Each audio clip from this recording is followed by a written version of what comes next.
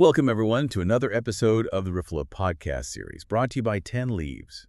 Imagine waking up one morning, finding your assets frozen, your business basically stopped in its tracks, and maybe not much explanation why.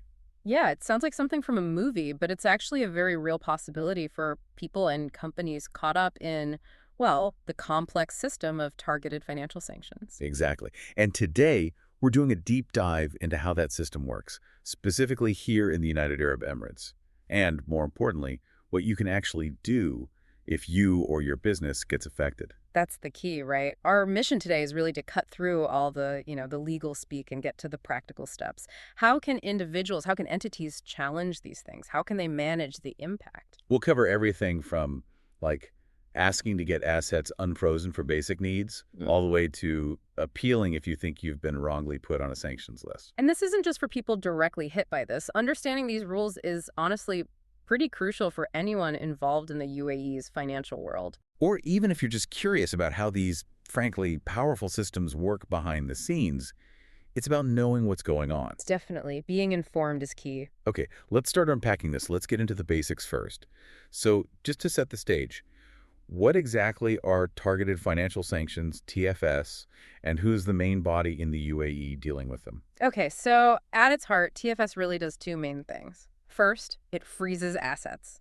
Second, it stops anyone from making funds or services available to specific people or entities, the designated ones. Directly or indirectly, you mentioned. Exactly, directly or indirectly. And the central authority, the main player handling this and any grievances in the UAE, is the Executive Office for Control and Non-Proliferation, the EOCN. EOCN. Got it. And it's not just one big list of sanctioned people, right? You mentioned different sanctions lists. Precisely. The EOCN works mainly with two lists. Together, they're just called the sanctions list, but they have different origins. Okay. You've got the UAE local terrorist list. That one's issued by the UAE cabinet itself. It reflects, national security priorities. Makes sense. Then there's the United Nations Security Council Consolidated List, the UN list. That comes from the UNSC, and it's part of the UAE's international obligations as a UN member. Okay, so local concerns and international obligations, but why? What's the bigger picture? Why have these sometimes quite harsh measures? Well, if you zoom out, the main goal of TFS is to stop financial systems being misused for bad stuff. We're talking terrorism financing, obviously, but also proliferation financing. That's funding WMDs, right? Exactly, funding the spread of weapons of mass destruction, and also just straightforward sanctions evasion. The UAE, being a UN member, is committed to putting relevant UN Security Council resolutions into action. So it's really about global peace and security. Fundamentally, yes. It's about cutting off the money supply for those who might threaten it. And who has to follow these rules? Is it just the big banks? Or... Oh, no, it's much, much broader. The rules apply to basically any person in the UAE. And person here means individuals and legal entities. So everyone? Pretty much everyone operating here. Government bodies, yes. Financial institutions, the banks, insurance companies, exchanges, but also DNFBPs. Designated non-financial businesses and professions. Right. Think lawyers, accountants, real estate agents, dealers in precious metals and stones. And now, crucially, VASPs too, virtual asset service providers. Crypto exchanges and the like. Exactly. All these groups, CITRFIs, DNFBPs, VASPs, they're often just called reporting entities. They all have to implement TFS. That's a wide net. And you mentioned funds or other assets being frozen. What falls under that? It sounds like more than just bank accounts. Oh, absolutely. The definition is incredibly wide on purpose. It's designed to catch basically anything that could be used to get funds, goods, or services. So yes, the obvious financial stuff. Bank credits, stocks, bonds, traveler's checks, but also economic resources. Things like land, buildings, oil, gold, diamonds, artwork, even intangible things like patents, copyrights, and as we mentioned, virtual assets. If it has value or could be turned into value, it's potentially subject to freezing. Okay, so if you're one of those reporting entities with this huge list of things to watch out for and these lists to check, how do you even start? What's step one for compliance? Right. The absolute first step, and it's a legal requirement, is registering for the EOCN's Notification Alert System, the NAS. Okay. This isn't optional. It's how they get the official automated email alerts about any changes to the sanctions lists. New names added, names removed, details updated. So that's the alert system. But what else? Beyond getting alerts, they have to actively screen. And this screening needs to be regular, ongoing, definitely when the lists are updated, but also before taking on any new customers. Onboarding. During their regular KYC reviews, know your customer checks, and even before processing specific transactions for existing customers. It's constant vigilance, really. Okay, so they're screening all the time. What happens when the system flags something? What are the possible results? Basically, there are 4 main outcomes. The best one is a negative match. Nothing found, all clear. Then you get into the matches. There's a confirmed name match. This is pretty clear-cut. The person or company matches all the key details on the list: name, date of birth, nationality for a person, or maybe company name and license number for a business. A definite hit. Exactly. Then there's a partial name match. This is the tricky one. There's some similarity, maybe the name is close, or some details match, but not all. You can't immediately say if it's the right person or just a coincidence. It's a maybe. Right, the gray area. And finally, a false positive. The system flagged a match, maybe based on just a name, but when you look closer at the other details, date of birth, address, whatever, it's clearly not the person or entity on the list. Okay, so negative, confirmed, partial, false, positive. Now, what action do you take for each? This is where it gets really important, isn't it? You mentioned freeze and suspend earlier. Absolutely crucial difference. If you get a confirmed name match, the rule is you must freeze everything. All funds, all assets, without delay. How fast is without delay? It means immediately, or definitely within 24 hours of the designation hitting the list. And a freeze is total. No access to funds, no providing services, nothing. Full stop. Full stop. Then, the reporting entity has to file a confirmed name match report, a CNMR, using the GoAML online platform. That has to be done within 5 business days. And if it was someone trying to become a customer? Reject them. You can't onboard them or do the transaction. Okay, that's clear for a confirmed match. What about the partial name match? The maybe. Right, the maybe. If it's an existing customer and you just can't be sure, you don't freeze immediately, you suspend the transaction or account activity. Suspend. So like a temporary hold. Exactly. It's a pause while you investigate further or wait for guidance. You still stop providing funds or services related to that potential match, and you file a partial name match report, a PNMR, also within 5 business days via GoAML. And the suspension stays until? Until the EOCN tells you what to do next. They'll review the PNMR and give instructions. What if the partial match is a potential customer? Then you need to try and get more ID documents from them to clarify. Usually you've got about 10 business days. If you can't get the info or it doesn't clear things up, you reject the transaction and file a PNMR anyway. Okay, so freeze for confirmed, suspend for partial. What about the false positive, the clear mistake? Do you report that? No, for a false positive, there's no need for external reporting to the EOCN or GoAML. Okay. But, and this is important, you absolutely must keep internal records of why you decided it was a false positive. Document your assessment. This helps avoid issues later and shows you did your due diligence. Right, internal audit trail. Makes sense. What about people or small businesses who aren't regular GoML users? Maybe just an individual who spots a match. Good point. If someone isn't registered on GoML, maybe a natural person or a smaller business not classified as an FI, DNFBP, or VASP, and they identify a confirmed or partial match, they need to report it directly to the EOCN by email. The address is tfs@eocn.gov.ae. They need to send all the details and supporting documents within 5 business days as well. Same time frame, just a different channel. Okay, we've covered how entities report matches. Now let's flip this around. What if it's you? What if you find out you're on a list or your assets get frozen, maybe by mistake? What can individuals or companies actually do? This is such a critical part of the system. There are ways to challenge things. The EOCN handles 3 main types of grievance requests. These are laid out in Cabinet Decision number 74 of 2020. Knowing these options is vital. Okay, 3 types. What's the first one? The first is probably the biggest one, requesting removal or delisting from the sanctions lists. Basically, trying to get your name off the list entirely. How does that work? Does it depend on which list you're on? Yes, crucially it does. If you're on the UAE local list, the one from the UAE cabinet, you, or your lawyer, can submit a grievance directly to the EOCN. They have an online grievance system, the OGS, for this. Yeah, OGS, okay. You can even file this if the person is deceased or the company doesn't exist anymore, just to clear the record. Now, if the EOCN rejects your request, or if you just don't hear back within 60 days. 60 days, 2 months. Right. Then you have another 60 days to appeal that decision to the competent court. But here's a key thing. The court's decision on that appeal is final. You can't appeal it further. Wow. Okay. Final decision. And generally, you can't submit another grievance for 6 months after the court decision unless something really significant and new has come up. So that's the local list. What about the UN list? Totally different process for delisting from the UN list. You don't go to the EOCN for that. No, we're not. You have to go directly to the relevant UN Security Council Sanctions Committee.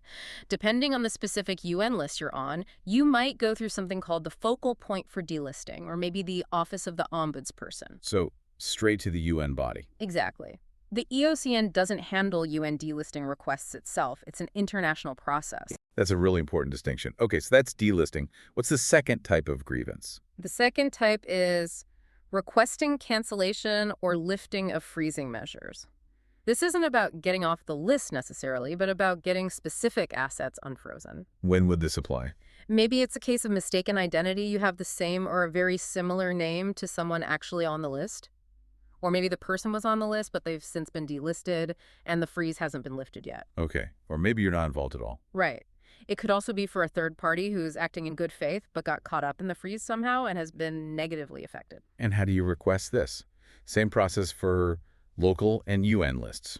For this type of request lifting a freeze, the process is actually quite similar for both local and UN list-related freezes. You use the EOCN's online grievance system, the OGS. Ah, okay. Back to the OGS for this one. Yes, and the appeal process is similar too. If the EOCN rejects your request or you don't hear back within 30 days this time. 30 days for this one. Yeah, 30 days. Then you have 60 days to appeal to the competent court. And again, the court's decision is final, non-appealable, and there's that 6-month waiting period before trying again with a new grievance, barring serious new reasons. Okay, consistency in the appeal part at least. What's the third type of grievance? The third one is very practical, requesting permission to use frozen funds or other assets. So your assets are frozen, but you need access to some of that money. For what kind of things? It's for specific necessary expenses. Think basic needs. Food, rent or mortgage, medicine, utilities like water and electricity. Wow. Also things like taxes, insurance premiums, school fees, or court fees. Essentials, basically. Exactly. It can also cover reasonable professional fees, like paying a lawyer to help with your case, or fees for managing the frozen assets themselves. Okay, how do you ask for this permission? Again, it goes through the EOCN's online grievance system, the OGS. This applies whether the freeze is because of a local list or a UN list designation. So OGS is the main portal for freeze-related issues and local delisting. Well, pretty much, yeah. One specific note for UN list cases here. The EOCN says they can withdraw permission if they later suspect the funds might be used for terrorism or proliferation financing. Just an extra check there. Right, makes sense. And the appeal if they say no. If your request for funds is rejected or you don't get an answer within 30 days, you can appeal to the competent court. The deadline to appeal is slightly different here. It's 30 days for local list cases, but 60 days for UN list cases. Bit of a difference there. A slight one, but the rest is the same. Court decision is final, non-appealable, 6-month rule applies. Okay, so this online grievance system, the OGS, sounds pretty central. What's it actually like to use? What do you need to provide? They've tried to make it fairly straightforward. You start by identifying who's affected. Is it you, an individual, or your company? You'll need your Emirates ID or the company's trade license details. What if someone else is filing for you, like a lawyer? Then you need a power of attorney, obviously, showing they have the authority to act for you. That needs to be uploaded. Standard practice. Then what? Then you select which list is relevant, local or UN, and which type of grievance you're filing. Delisting, lifting a freeze, or accessing funds. And you need to explain why. Yes, you have to give clear reasons. Maybe check boxes like deceased individual, mistaken identity, third party affected, or specify the type of expense if you're asking for funds. And crucially, you attach supporting documents. Like what? Could be anything relevant. Death certificates, maybe an expired trade license if the company closed, invoices or quotes for the expenses you need to cover, bank statements showing the freeze, whatever backs up your claim. Proof. Exactly. You also have to declare if you filed any previous grievances or court appeals about the same issue, full disclosure. Right. Then provide your contact details, review everything, and submit it through the system. The EOCN might come back to you via the OGS asking for more information. That's called an RFI, request for information. You then upload the extra documents through the system too. It keeps the whole conversation in one place. This is fascinating. The system isn't just about the person whose name is actually on the list, is it? It seems like the sanctions can reach further. affecting companies they own or control. That's a really critical point. The impact is definitely wider. Targeted financial sanctions also apply to companies or other legal entities that are owned or controlled directly or indirectly by someone on the list. Owned or controlled. And it can even apply to other individuals or entities who are proven to be acting on behalf of or at the direction of a designated person. It's about preventing people from using corporate structures or nominees to get around the sanctions. Okay, so let's break that down. What counts as ownership here? Is it just having most of the shares? For majority interest, it's fairly straightforward. If a designated person owns more than 50% of a company, either through shares or other proprietary rights, or if they clearly have a controlling interest. Even if it's not quite 51%. Potentially, if control can be demonstrated. But generally, if it's over 50% ownership, then that company's funds and assets must be frozen without delay. So, designated person owns 51% of company A gets frozen. Exactly. But an important clarification, if there are other owners of Company A who are not designated, their own personal assets separate from Company A aren't automatically frozen just because of that link. Okay, that's important. What about minority interest? Say the designated person owns 50% or less. Is the company safe then? Not necessarily a completely off the hook. If the designated person owns 50% or less and they don't exercise control over the company. Control being the key word again. Yes. If there's no control, then the company itself, the legal entity, is generally not subject to having all its assets frozen. However, There's a however. there is. Any money or assets that are specifically due to the designated person because of that minority interest, think profits, dividends, maybe proceeds if they sold their share, that specific money must still be frozen by the company or whoever is paying it out. So the company isn't frozen, but the designated owner's share of the pie is. Precisely. And the reporting entities dealing with that company need to stay watchful. If the ownership structure changes and the designated person's stake or influence increases, the situation might change. Right. Which brings us back to control. What if someone only owns, say, 10%, but they're clearly the one calling the shots? This is where it gets nuanced but also powerful. Even with a minority stake, if there is solid evidence that the designated person actually controls the company, then yes, the freezing measures do apply to the company itself. How do you prove control? It can't just be a feeling, right? No, definitely not suspicion. It has to be based on evidence.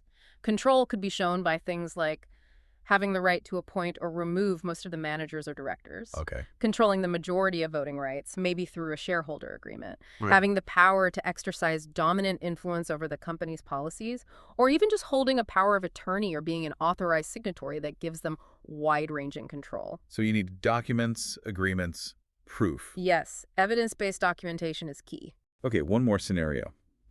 What about someone just acting on behalf or at the direction of a designated person? Maybe they don't own anything, they're just an agent. Similar principle applies. Again, you need clear legal proof of that relationship. A power of attorney is the classic example, or maybe being an authorized signatory on accounts. So, documented authority. Right.